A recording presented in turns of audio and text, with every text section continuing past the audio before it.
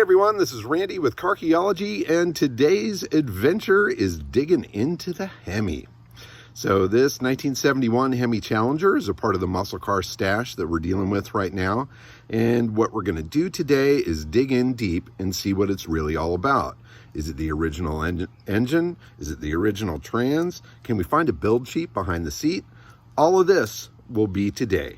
So follow along. All right, so we pulled all the junk out of the trunk of the Challenger, and definitely have a little rust going on here, some crusties. I'm gonna vacuum that up and see what it really looks like.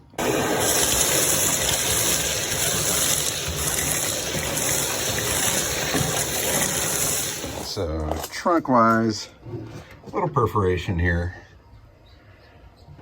but overall not too bad. But nice to see all the hardware in its spot where it needs to be. And it looks like the jack's up there in the corner as well. So a little bit of rust. But for a Mopar, that's nothing. We got to see if we can get this back seat out of here. This one. Can you push this? Just push it in and up. Come on now. There we go. There we go. All right. Goodies. Live underneath this bad boy. See if we get any rats jumping out at us. Dead mice. All right. Let's pull the seat out.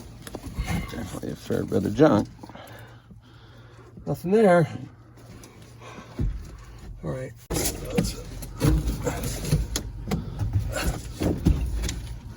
I'm too big for this stuff.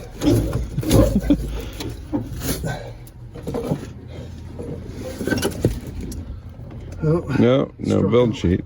Got a little tag there. Yeah, that's a little aluminum jobby. So it looks pretty solid underneath the seats. Said it's a little weak on that side underneath the carpet there. Yeah, it's a little soft, but there's also some like jute padding underneath here, but you can feel how the floor does. I mean, you can see it kind of buckling a little bit right there. Right. But so maybe a little bit over there. This side seems a little more solid. yeah, it does. If that's the worst of it, it's not too bad. And then underneath the carpet up front here, it looked really solid too. Yeah. Thank you, Arizona. All the stuff that you can find, they coated everything. Yeah, it's looking pretty full. So these are heat shields? Yeah, I believe they go to the exhaust. I can't be certain. Right. But there's two of them, and they seem to be maybe part of that noise reduction package. So they might go on top of the mufflers to keep heat and sound away from the car.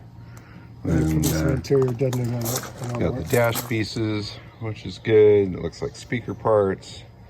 Got some extra hood hinges. I don't know what that's all about. Those obviously aren't from that. Some go fast juice. Well, of course, you gotta have that. And that looks like for the steering wheel too? Yeah, that's the steering wheel centerpiece, and that's the lower trim piece that goes around that dash surround right there. Awesome. And then these are the two of the upper headliner moldings. I'm gonna put the fender tags back on here where they belong. Why they were taken off in the first place, I have no clue. But we put the Hemi fender one underneath that first one. And then we'll put the secondary tag right there. That's not a happy screw. Not a happy screw. I don't think it's going to work with me. Screws back there behind the seat where the tags were found initially. And so at least we've got these things in here, back on the fender where they belong. Shop vac action here.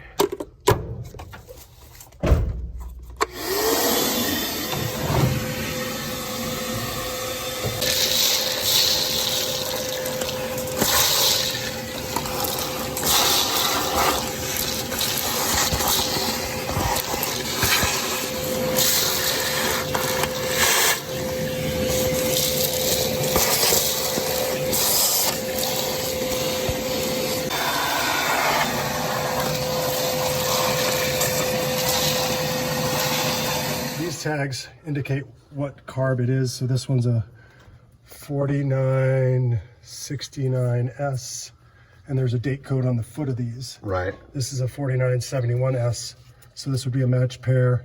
This is K04971. So I imagine the other one is probably close in date as well. Right. And obviously got the original intake. Cool. Original carbs. Yeah, so that's big. So it's got original manifolds on it. Boy, they're jammed in there so tight. Absolutely. That's brutal. The other side's a little bit easier to see. Right. But the original exhaust manifolds, the exhaust looks to be fairly original back to the first set of muffs. And then from the pipes all the way to the rear look to be original as well. Right on. It's a super cool car. So you got up underneath there, and that is the numbers matching engine? Yeah, so actually it's a numbers matching engine, numbers matching transmission.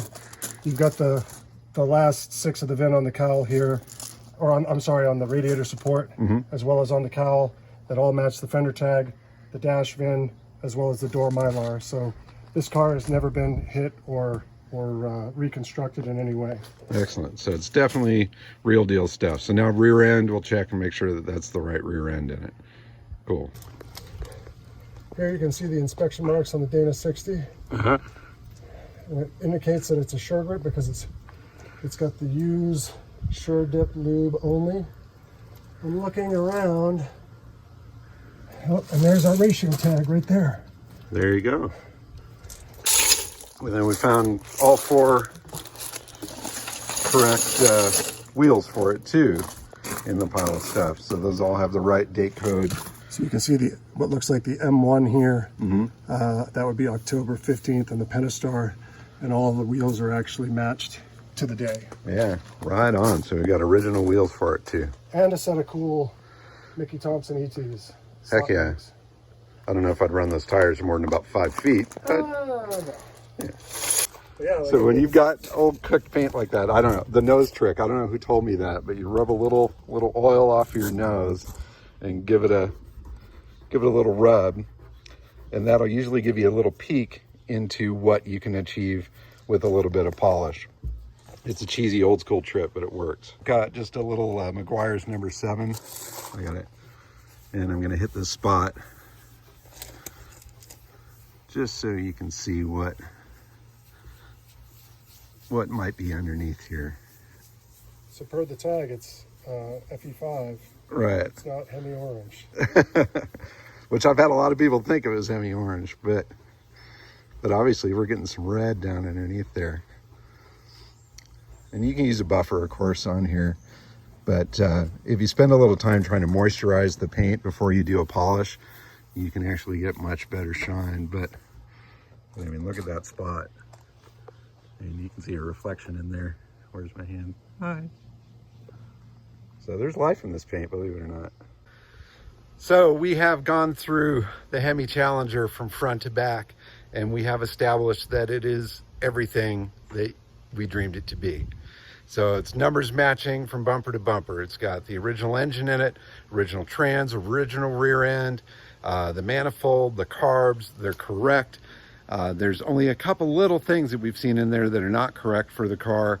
The air cleaner being one, the distributor being another, but it is a solid, genuine, numbers matching, 100% grade A muscle dream car right there. And I want to thank Shane for coming up to spend the time to go through it with me.